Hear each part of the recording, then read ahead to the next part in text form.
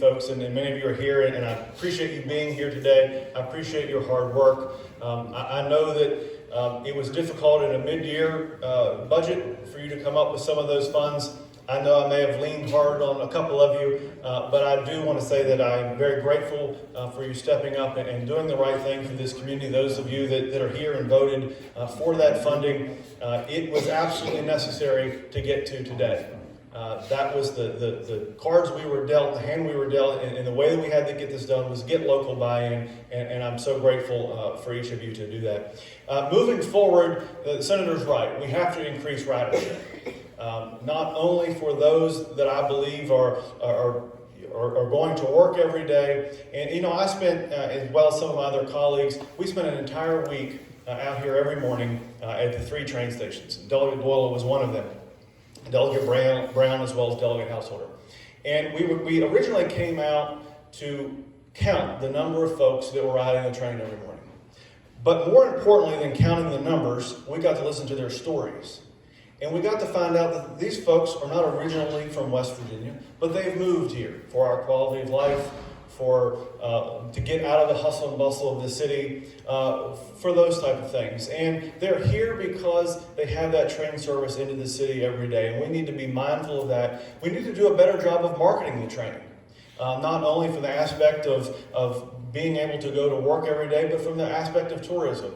And I would like for the tourism office in West Virginia to work with our local CBBs to promote and market this train in DC for folks to take the last train into the Eastern Panhandle on Friday night, spend the weekend here in the Panhandle, eat at our restaurant, shop at our stores, enjoy what West Virginia and the Eastern Panhandle have to offer, and then first thing Monday morning, they can pick the train back up and go back into the city. And I think we need to do a job of marketing that. Today is a day to celebrate, but today isn't the final chapter. We have more work to do, and I just want to thank everyone for coming out.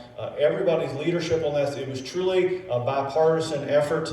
And we're so divided in our politics now, but this is one time that I can assure you that this was strictly a bipartisan effort, and we have a lot to be proud of that. I also want to thank our auditor, McCuskey, who has recognized the importance of this train, not only to the Eastern Panhandle, but to all of West Virginia, and stepping up and finding the funds to help make this happen today. So without further ado, our auditor, McCuskey. All right. Thanks, Jason. As I was driving up here in a blizzard last night, would have loved to have been on a train. Actually got stuck in Cumberland. It was really, really nasty out. It is cool to be here. 3 years ago, Delegate Moore and I worked on finding funding for my office to keep the train running until today.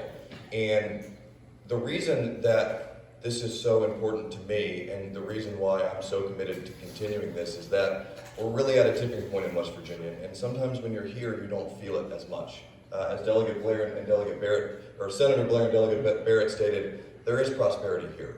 But I have a statewide office.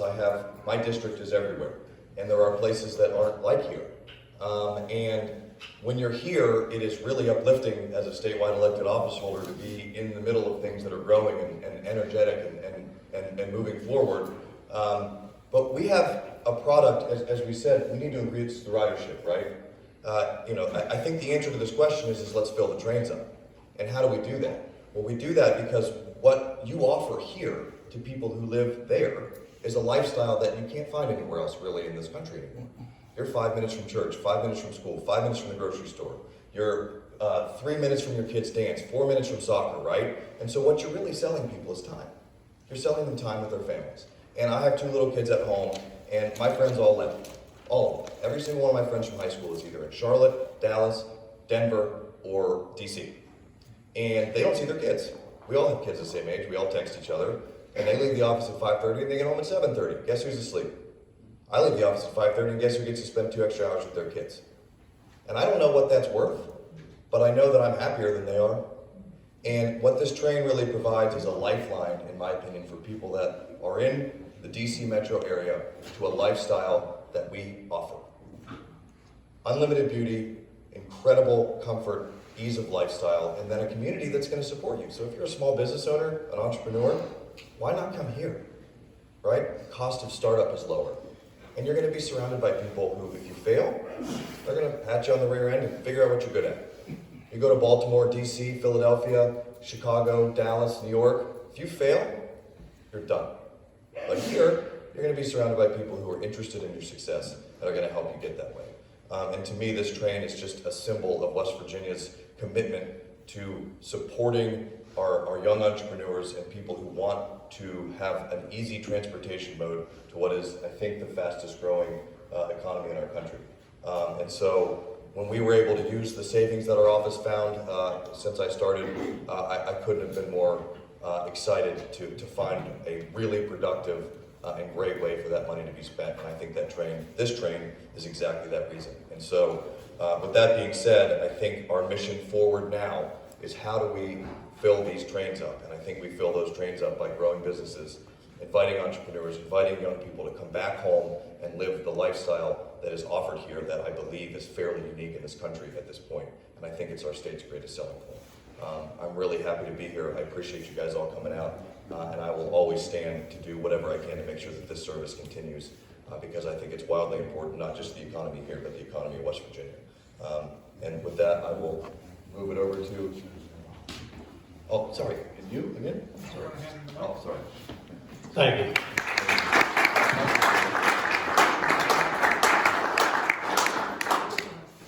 So we all know that things worth having don't come easy, and I really want to thank everybody involved here because it has been a process, and it's been a long process. I think I've talked to some delegates that have been working on this for 10 years. Some of them that aren't even delegates now. I put together. I generally do impromptu. I won't be near as long as Senator Blair was. I generally do impromptu, but I put a little thing together here because I want to make sure that I say a couple things about this process. About 5 years ago, when I became a Berkeley County councilman, I continuously heard that the state offices down in Charleston don't pay any attention to the Eastern Panhandle. In response, I would always reply that we don't spend enough time talking to those in Charleston who get the attention that we deserve here in the Panhandle. Fast forward 5 years, several months ago, Council President Copenhaver and myself had a meeting with the governor in the Berkeley County Council chambers to discuss 9 topics that were important to Berkeley County, one of which being the MARC train. The governor immediately stopped me when I was speaking and said that the MARC train was an issue that the community needed to get behind. If the community is willing to get behind and support it, the Governor Justice said he would be willing to do so as well. Delegate Jason Barrett and I decided to put together a meeting consisting of Martinsville, Harpers Ferry, Bolivar, Shepherdstown, Charlestown, Ranson, Jefferson County, and Berkeley County. In addition, the governor sent senior staff from his office to attend the meeting. After an hour-and-a-half meeting, the group came up with a scenario that we thought might work, contingent upon the approvals of their boards. In Berkeley County, we asked the CVB and the Development Authority to help with the funding, which they did. All of the 8 boards that were represented in the MARC train meeting agreed to come together to resolve the issue of the community's support for the train. I look forward to continuing this relationship between the Eastern Panhandle and the governor's office in Charleston, as well as work together with state to further help the needs of the citizens of Berkeley County and the Eastern Panhandle. On behalf of Berkeley County, I would like to thank the Governor, Justice, and your staff for helping to come up with a deal to save the MARC train and then making it become a reality. Thank you.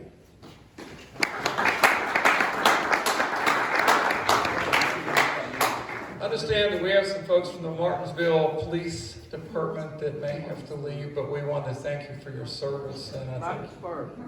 Huh? Mike's first. what did I say? Martinsville. Oh, Martinsville. Did I say that? I'm sorry. Yeah, I didn't mean to say Martinsville.